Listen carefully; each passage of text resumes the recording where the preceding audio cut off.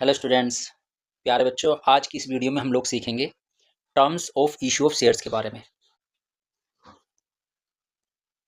Terms of issue of shares, इसका मतलब है कंपनी जब शेयर इशू करती है तो इशू ऑफ शेयर्स दो तरह से कर सकती है वो। पहला, issue of share at par. इसका मतलब होता है ₹10 शेयर इशूड एट ₹10। 10 रुपये का शेयर कंपनी ने 10 रुपये में ही इशू किया है, इसे बोलते हैं issue of share at par. इसके अलावा क्या हो सकता है बच्चों? इसके अलावा हो सकता है issue of share at premium. It means 10 rupees का जो शेयर है इसे कंपनी 10 रुपीज से ज़्यादा में इशू करेगी। इशूड एट ₹12 और 15 एंड सो ऑन। 10 रुपये से ज़्यादा कंपनी कितने में भी इसे इशू करे तो ये कहलाएगा issue of share at premium. तो issue of share at par की तो वही एंट्री है जो हमने कल की वीडियो में सीखी थी। एक बार फिर भी विद एग्जाम्पल आपको समझा देते हैं। सपोज एक कंपनी है, उसने 1000 शेयर इशू किए हैं। Issued 1000 shares of ₹10 each at par, payable full amount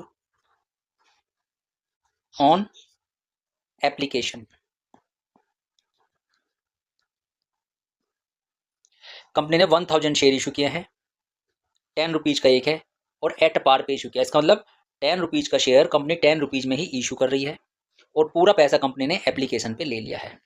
ये हम बात कर रहे हैं issue of share at par. At par का हम ये एग्जाम्पल कर रहे हैं। जनरल एंट्री क्या होगी? फर्स्ट एंट्री करेंगे bank account debit to share application and allotment account. Amount कितना आएगा? अमाउंट आएगा 1000 इंटू 10,000 रुपीज से हम ये एंट्री कर देंगे क्योंकि पूरा पैसा कंपनी ने एक ही बार में ले लिया है। तो यहाँ पे लिख दिया जाएगा 10,000 rupees, 10,000 rupees.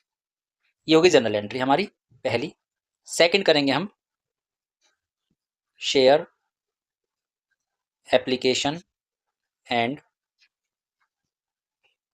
Allotment account debit to share capital account. Amount वही आ जाएगा जो ऊपर हमने लिखा 10,000 रुपीज। समझ में आ गया होगा आपको। नरेशन क्या लिखेंगे? पहले वाले लिखेंगे share application and allotment money received. इसमें लिख देंगे शेयर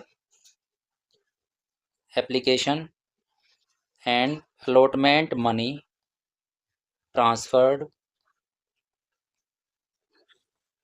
टू शेयर कैपिटल। ये हो गया इसकी नरेशन। समझ में आ गया होगा आपको। अब बात करते हैं सेकंड केस की। जब कंपनी 10 रुपीज के शेयर को 12 रुपीज में इशू कर रही है, it means issue of share at premium.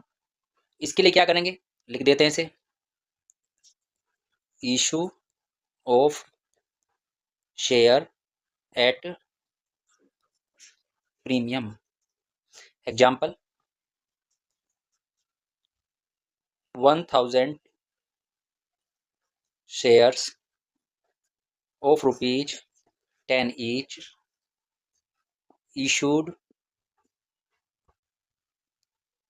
at ₹12।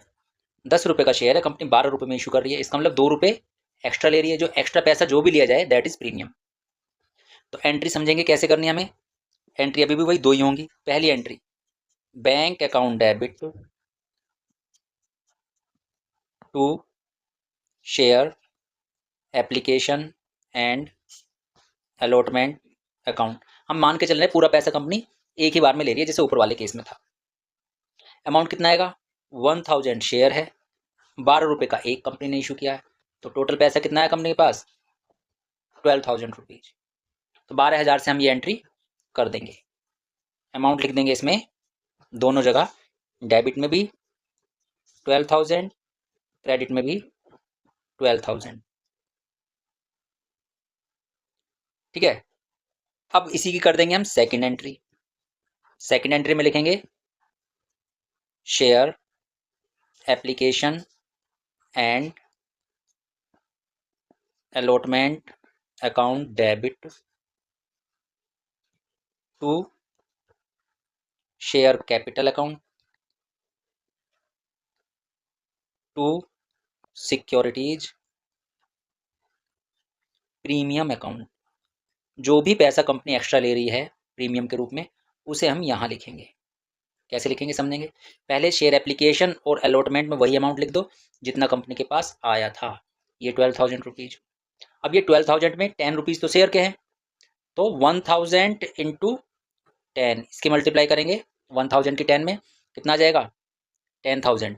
तो 10,000 तो हम लिख देंगे शेयर कैपिटल में, क्योंकि कंपनी ने 10 रुपये का शेयर 12 रुपये में इशू किया है, तो जो 2 रुपये एक्स्ट्रा लिया है वो है प्रीमियम का। अमाउंट कैसे लिखेंगे, 1000 इंटू 10, ये तो हम लिख चुके हैं यहाँ शेयर कैपिटल में, और 1000 इंटू 2, 2 रुपये जो एक्स्ट्रा लिए हैं वो जाएगा आपका सिक्योरिटी प्रीमियम में। नरेशन ऊपर की तरह ही लिखेंगे, share application and allotment money received, और यहाँ लिख देंगे share application and allotment money